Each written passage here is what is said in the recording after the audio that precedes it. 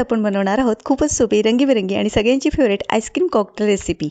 ही new year special recipe खास करून kids special dessert आहे। चला तर मग स्टेप बाय स्टेप हे कॉकटेल कसे बनवायचे ते बघूया। एका पॅन मध्ये अर्धा लिटर दूध तापवत ठेवा। आता या दुधाला एक उकळी येऊ द्या। तोपर्यंत एका छोट्या वाटीमध्ये 2 चमचे व्हॅनिला कस्टर्ड पावडर घ्या आणि त्यात घाला 3 ते 4 चमचे गरम झालेले दूध आणि हे मस्त ढवळून घ्या, गुठळ्या ठेवू नका। दूध उकळायला लागली त्यात 2 ते 4 चमचे साखर घालून पुन्हा ढवळा। तुम्ही तुमच्या आवडीनुसार साखर कमी जास्त करू शकता। आता तयार केलेले कस्टर्ड पावडर मिल्क हळूहळू दुधात घाला आणि सतत ढवळत राहा, नाहीतर गुठल्या पडू शकतात। दूध छान घट्टसर झालं की गॅस बंद करा आणि हे कस्टर्ड मिल्क फ्रीज मध्ये थंड होण्यासाठी ठेवून द्या। आता एका कॉकटेल किंवा बियर ग्लास मध्ये तुमच्या आवडीची फळं घाला, मग घाला ड्राय फ्रुट्स, त्यावर घाला चेरीज आणि टूटी फ्रुटी। तुम्ही तुम्हाला हवे ते ड्राय फ्रुट्स किंवा फ्रुट्स यात ऍड करू शकता। आता घ्या तुमच्या आवडीचे आईस्क्रीम स्कूप। इथे मी पिस्ता आणि व्हॅनिला आईस्क्रीम वापरलेले आहे।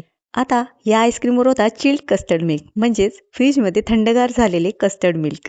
आता या कॉकटेलला छानपैकी गार्निश करा, वरून टूटी फ्रुटी, कॅश्यूज, चेरीज हे सगळं घालून आणि शेवटी बिस्किट्सचा चुरा किंवा कोको पावडर वरून भुरभुरून आणि एक बिस्किट स्टिक घालून मस्तपैकी सर्व करा। तर तुम्ही बघू शकता हे शॉपमध्ये मिळणारे थंडगार, क्रीमी आणि एकदम पार्टी स्पेशल आईस्क्रीम कॉकटेल घरच्या घरी किती इझी पद्धतीने तयार झालेले आहे। अशाच नवनवीन रेसिपी बघण्यासाठी माझ्या YouTube चॅनल खमंग मराठीला सबस्क्राईब करा। ही रेसिपी आवडली असेल तर लाईक करा, शेअर करा। धन्यवाद।